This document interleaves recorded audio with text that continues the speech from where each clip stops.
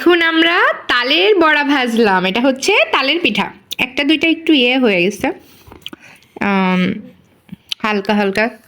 এই যে, ওয়াও, সেই স্বাদ, তাই তো? তালটা হচ্ছে আমি ডিপ ফ্রিজ করে রেখে দিছিলাম, যে অসময়ে যখন তাল পাওয়া যাবে না তখন হচ্ছে আমরা তালের পিঠা খাবো। গরম গরম হচ্ছে তালের বড়া ভাজছি। এই যে ভাব উঠতেছে, আফ, শীতের সময় সেই স্বাদ, তাই না বাবা? তুমি একটা টেস্ট করো তো মা, তাড়াতাড়ি তাড়াতাড়ি টেস্ট করো। মজা হয়েছে কিন্তু অনেক। খাও, কেমন আছে শোনো, বলো, মজা হয়েছে সত্যি? খাও খাও খাও আম্মু, খাও,